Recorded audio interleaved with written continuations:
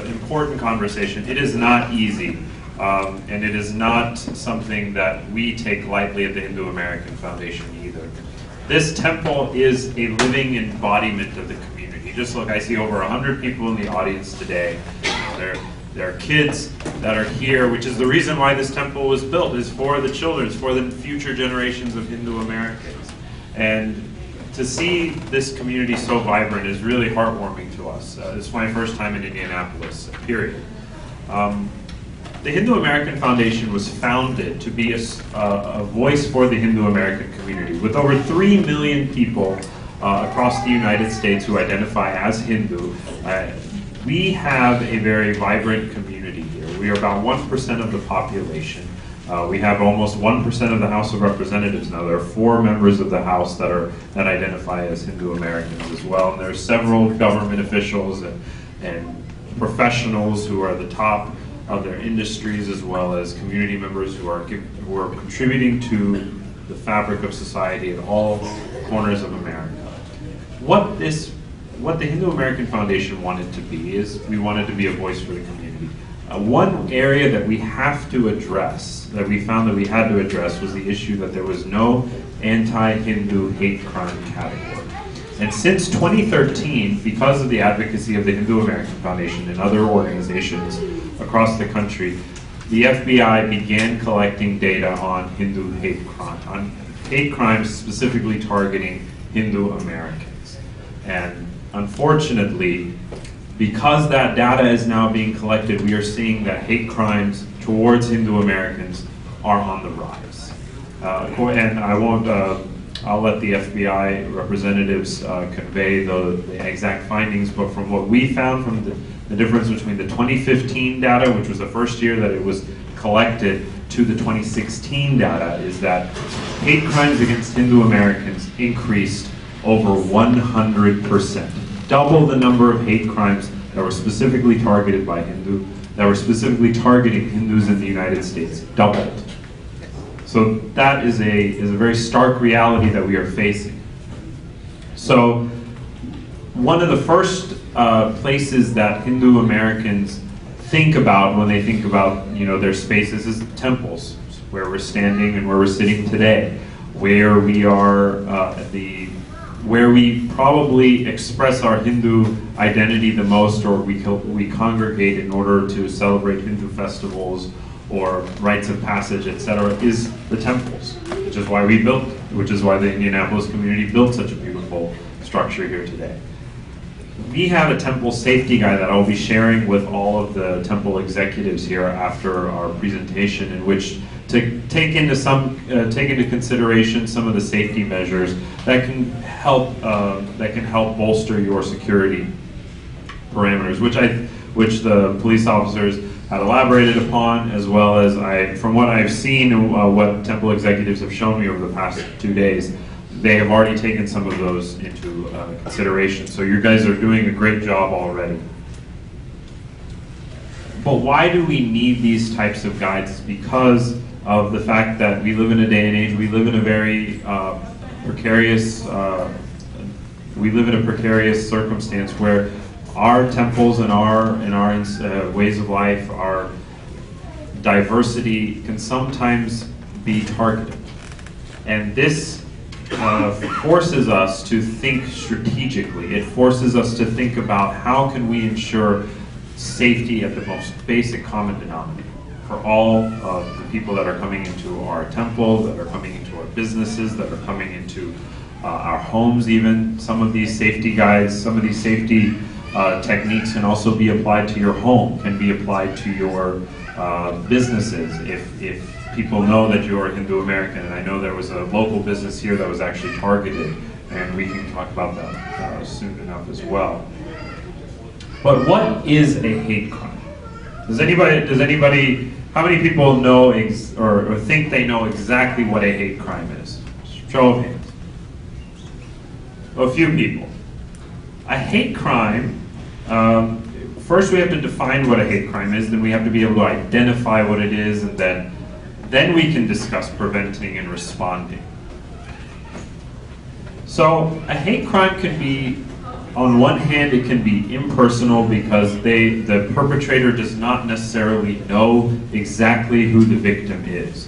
That may not always be the case, but I think that from what the assessment is that oftentimes hate crimes are perpetrated by people who are, by those who wish to simply do harm to a particular community. Unfortunately, that is inherently personal to us if it is an anti-Hindu hate crime, because we all identify as Hindus.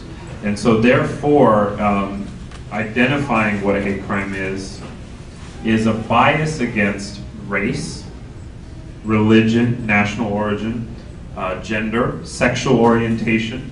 It can be towards age, or it can against, and it can be an ageist crime, or it can be that against a disability. And the FBI tracks the hate crimes, tracks hate crimes against all of these different categories. So when we have, and oftentimes there are two types of hate crimes. You have one against an actual individual or group or actual persons, and this is where the active shooter, this is where an active shooter situation, if it were to happen here, it would likely be, it could be a hate crime against the Hindu community or against a religious community. For example, what happened in Wisconsin in the Gurdwara was a hate crime against the Sikh community because it was actually attacking persons. And this will lead to physical assault or physical harm to individuals as well, but it can also take the shape of verbal assaults and verbal threats, which can also be prosecutable in, threatening people is prosecutable. Also, there can be crimes against people's property. So this is where you have vandalism, graffiti, trespassing, or intimidation by persons who are trying to come onto your property. Either way, these are hate crimes, and they are, and they would be investigated as such. Victims, the actual victim, the religious affiliation of the victim can sometimes be irrelevant.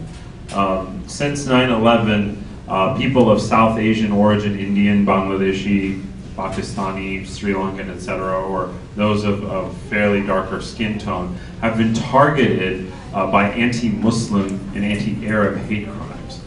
Those will be, whether the actual victim is a Muslim or not, those would be counted as anti-Muslim hate crimes because that is the perpetrator's intent.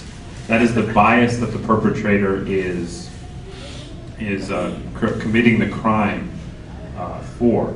And that will designate, and that is what the FBI and the Department of Justice will be looking for, is what is the intent. That doesn't mean that that in any way, shape, or form is less serious. That is absolutely serious. And should a crime happen to any one of us or anybody that we know with this intent, we should be as vigilant as if it were directly an anti-Hindu hate crime, because a hate crime against one is a hate crime against all. So, some ways that we have to identify, or we can help prevent a hate crime, is if there are people if people around the perpetrator are aware of previous history of racist thoughts or racist statements against people of a particular community, the perpetrator's actions, perpetrator's statements already.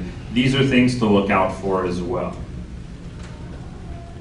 Now, steps that we can take to protect the attendees of our temple, congregants, or people in our businesses, etc., is evaluate vulnerability. So I was speaking to Arun, one of the property managers here, and he was mentioning that you guys have put in new lighting in the parking lot. That's fantastic. That is, if nobody can hide, there's no place to hide out here, which is great. Also, look at, I was noticing the security cameras in and around the sanctum. We should also make sure that there are security cameras around the perimeter. I haven't discussed that with the temple management. Just something to think about. There may already be. Because if there, and also post maybe a sign outside saying that this property is monitored 24 hours a day. That may in itself prevent somebody who is thinking about about committing a hate crime here, whether it be vandalism or worse, it might give them pause and say, okay, I could be caught, because as we know, the hate crime that happened locally here in Indianapolis at a Hindu American patron's business was done in the dark. It was done at night. It was done, and they were trying to hide evidence from the crime. If the property is well lit, if the property is being surveilled 24 hours a day, that will be more difficult for them to just simply get away. And if we let them know, or let somebody know through a sign that they can't just get away, that may prevent them from committing the crime at all, which would be great. We want to prevent hate crimes. We don't want to be the victims. We want to ensure that people can be safe from a hate crime in general. I think what we've done here today is fantastic. We and the Temple community and the Hindu American community here has already developed a very proactive relationship with law enforcement. In fact, I came here yesterday evening with Dr. Jain and Dr. Joshi, and they were saying, oh yeah, Javed Khan is outside in the parking lot. That is fantastic. If there are leaders of different Hindu organizations here, or develop those relationships as well in your temples, communities. Create a contingency plan for incidents. Make sure that you have a safety protocol plan in place for big events, as he was saying, or even for days when there may not be so many people here in the temple, so the temple management is not here. And make sure the temple priest is aware of safety protocols and how to move those forward. And again, I think Officer Salas probably gave a lot of the details away as well earlier. But develop relationships with people around the community, and because oftentimes, if they're targeting one, religious community, they might be targeting others too. And working together can help prevent future incidents from occurring. It can create community awareness about specific threats that may be targeting various parts of the community. And it's also just a good practice to know our neighbors. I give an example that this Hindu temple is just as American as the church down the road. And when we get to know each other, when we let people know about who we are as Hindu Americans, it becomes a part of the greater American story. And then, should a hate crime actually happen, the first thing to do is call 911. Even if it's vandalism, if it's theft, if it is a harm to any one person, the first thing we have to do is call 911. But after that, it's critical that we get the responding officer's name and card if it's possible. If it's a chaotic situation, such as an active shooter scene, or if it's or something of that nature, then it may be difficult immediately, but we should have those details, and the temple management should be activated to ensure that this investigation will be thorough and ongoing until a resolution comes to bear. And then follow up with that responding officer. So the way the process that works is, from what I understand, Indiana is one of the few states that does not have its own hate crime legislation on the books. That means investigating officers will not be necessarily looking or will not be able to charge, or the local prosecutor's office will not be charging on a hate crime. That would be escalated to the federal government, and I know we have federal agents and federal government officials here with us today who will also elaborate on that process. But it's critical to ensure that, should we believe that a crime that was committed is a hate crime based on the what actually happened and the perpetrator's intent, that we ensure that the federal agencies are aware that this crime happened. And I know after the incident that happened locally here, we have notified the local officials. We have notified the federal officials to look into this earnestly and to ensure that investigation will yield a federal hate crime charge should the perpetrator be apprehended. Also, report the incident to us as well. We have a hate crime tracking form, or a bias tracking form as well. And we want to know an incident. Even if it's an ongoing investigation, you can still let us know what happened, because those details are available publicly. But we want to know so that we can track it and we can let the FBI know that we can, because I interact with members of the FBI, of the federal government regularly, and I can tell them, people at the Justice Department, our personnel at the Justice Department, that these crimes are happening. There's a trend happening in this state, in this city, or in this part of the country, and it's something that local law enforcement should be, or the local federal agents should be activated to continue to investigate.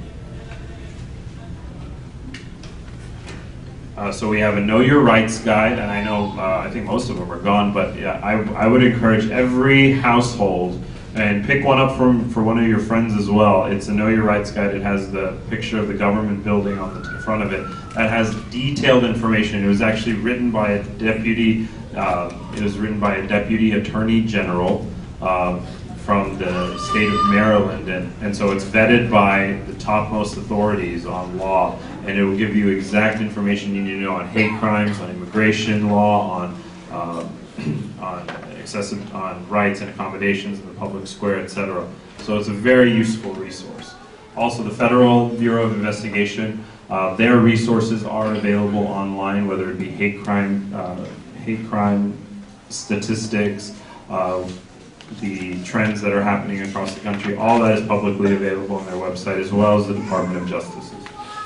And for more information, you can always contact the Hindu American Foundation. I'll leave my contact information on the chair. But if you want to email info@hafsite.org, that's HAF as in F as in foundation, and site as in website.org. We answer these inquiries all the time, and we'd be happy to provide more information. But the key is prevention. And to prevent, we have to be prepared, and we have to be smart about our spaces that our community spaces. So I thank you all for paying attention for a short time, and we have a panel discussion.